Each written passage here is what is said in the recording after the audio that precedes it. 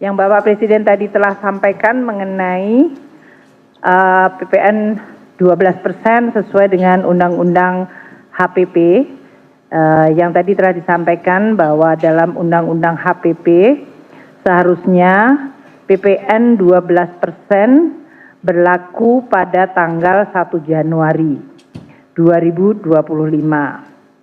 Nah, Bapak Presiden tadi menyampaikan bahwa dengan pertimbangan tadi mengenai kondisi masyarakat, perekonomian, dan untuk menjaga daya beli dan juga untuk menciptakan keadilan, PPN yang naik dari 11 ke 12% hanya berlaku untuk barang dan jasa mewah yang selama ini sudah terkena PPNBM, yaitu pajak penjualan barang mewah.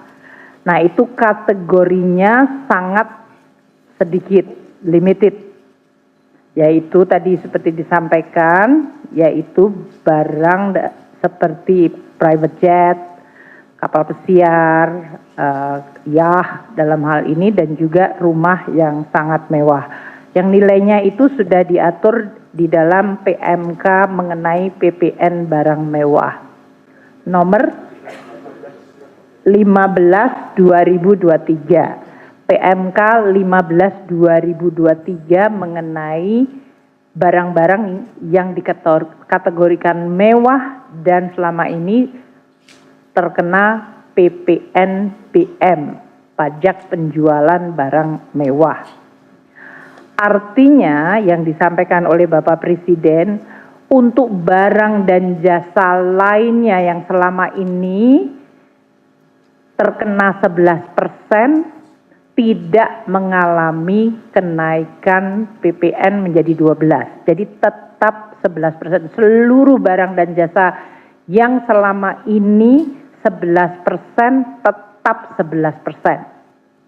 Tetap 11%, tidak ada kenaikan PPN untuk hampir seluruh barang dan jasa yang selama ini adalah tetap 11%.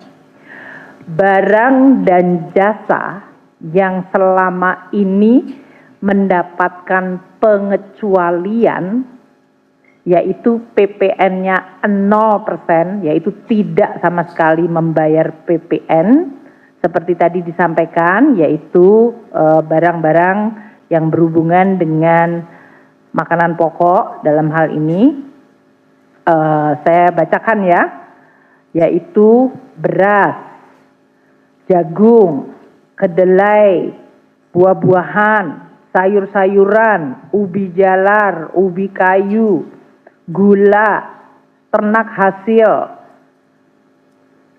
dan hasilnya, susu segar, unggas, hasil pemotongan hewan, kacang tanah, kacang-kacangan lain, padi-padian yang lain, kemudian ikan, udang, biota lainnya, rumput laut, kemudian juga tiket kereta api, tiket bandara, angkutan orang, jasa angkutan umum, jasa angkutan sungai dan penyeberangan, penyerahan jasa paket penggunaan besar tertentu, penyerahan pengurusan transport atau freight forwarding, jasa biro perjalanan, kemudian jasa pendidikan, pemerintah dan swasta, buku-buku pelajaran, kitab suci,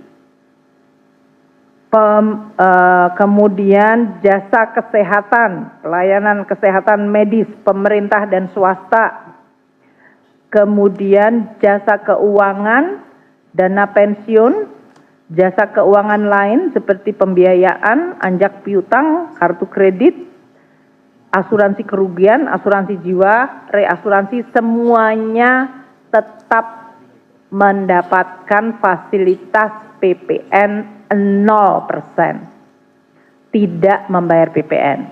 Sedangkan seluruh barang jasa yang lain yang selama ini 11% tetap 11%, tidak ada atau tidak terkena kenaikan 12%. Jadi yang 12% apa? Yaitu barang yang sangat mewah yang diatur dalam PMK nomor 15 tahun 2023. Itu itemnya sangat sedikit. Boleh dikasih nggak sama saya? Supaya tidak menimbulkan spekulasi. Tadi kan contohnya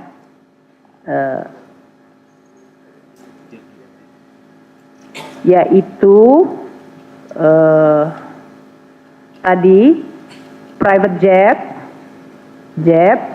kemudian yacht atau kapal pesiar, ada di dalam grup ya. Oke, itu PMK ini. Saya sampaikan ya, barang yang terkena PPN 12% adalah lampiran. Ini. 1. Kelompok hunian mewah seperti rumah mewah, apartemen, kondominium, townhouse, dan berbagai jenis yang seperti itu dengan harga jual 30 miliar atau lebih. Kedua, balon udara yang dapat dikemudikan, pesawat udara lainnya tanpa tenaga penggerak, peluru senjata api lainnya, kecuali untuk keperluan negara. Kemudian kelompok pesawat udara selain yang dikenakan tarif 40%, yaitu helikopter, pesawat udara dan kendaraan udara lain. Jadi tadi private jet dan kelompok senjata api kecuali untuk kepentingan negara. Kemudian kelompok kapal pesiar mewah, kecuali yang untuk angkutan umum, kapal pesiar, kapal ekskursi, yacht, itulah yang kena. Udah, itu saja yang kena 12%. Oh, sama kendaraan bermotor gimana? PPNBM. Dan kendaraan bermotor yang kena PPNBM. Jadi itu saja yang kena 12%. Yang lainnya, Bapak dan Ibu sekalian, yang selama ini sudah 11% tidak ada kenaikan. Jadi mulai sampo, sabun, dan segala macam yang sudah sering di media sosial itu tetap tidak ada kenaikan PPN. Begitu ya? Nanti kami akan segera mengeluarkan PMK untuk mengatur sesuai yang disampaikan oleh Bapak Presiden. Tadi saya juga ingin sampaikan bahwa seluruh stimulus yang selama ini sudah diumumkan akan tetap berlaku. Yang tadi disampaikan oleh Bapak Presiden yang 38 triliun itu adalah hanya stimulus yang memang tambahan. Tapi sebenarnya total stimulus adalah 265 triliun yang selama ini sudah kita sampaikan. Jadi yang disampaikan oleh Bapak Presiden tadi yaitu bantuan pangan beras 2 bulan, Januari Februari, untuk 16 juta penerima, yaitu 10 kg, tetap diberikan. Kemudian pelanggan listrik dengan daya 2.200 VA atau lebih rendah, diberikan diskon 50% selama 2 bulan. Kemudian JKP untuk pekerja yang mengalami PHK, mendapatkan kemudahan akses. Perpanjangan untuk PPh final dari UMKM sebesar 0,5% dari omset sampai dengan tahun 2025 akhir, dan UMKM dengan omset di bawah 500 juta tidak membayar PPh atau pajak penghasilan. Jadi 0 pajaknya. Kemudian juga tadi insentif PPh pasal 21 yaitu pajak penghasilan karyawan dengan gaji sampai 10 juta juga ditanggung oleh pemerintah. Pembiayaan untuk industri padat karya juga akan dilakukan untuk revitalisasi mesin dengan subsidi 5%, subsidi bunganya. Bantuan untuk jaminan kecelakaan kerja di sektor padat karya di mana 50% iurannya dibayarkan oleh BPJS Tenaga Kerja. Dan insentif lain untuk kendaraan berlistrik, kendaraan bermotor listrik, kendaraan hybrid, dan PPN untuk pembelian rumah yang selama ini sudah kita umumkan, yaitu dengan harga jual sampai dengan 5 miliar atas 2 miliar pertamanya dikenakan diskon skema untuk PPN ditanggung pemerintah sampai dengan bulan Juni 100% diskonnya, dan untuk semester keduanya diskonnya turun 50%. Jadi semua stimulus tadi 265,6 triliun. Yang ada tambahan belanja tetap kita akan kelola di dalam APBN. Mungkin itu yang kita ingin tegaskan ya. Jadi PPN untuk semua barang jasa yang selama ini tetap dikonsumsi oleh masyarakat tetap pada rate yang sama, tidak ada kenaikan 12% kecuali barang yang sangat-sangat mewah. Sementara stimulus yang sudah kita sampaikan tetap akan dilakukan.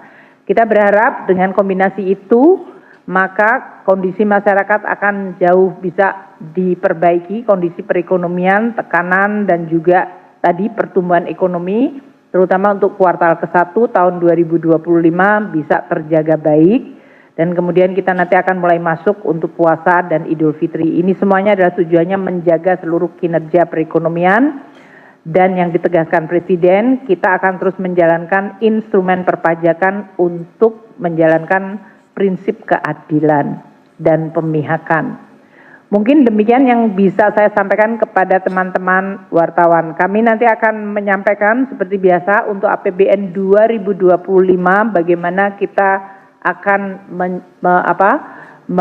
menyampaikan kinerjanya, tetap akan kita sampaikan kepada teman-teman media setiap bulan seperti yang biasa kita lakukan. Demikian, terima kasih. Assalamualaikum warahmatullahi wabarakatuh. Download Tribun X sekarang, menghadirkan lokal menjadi Indonesia.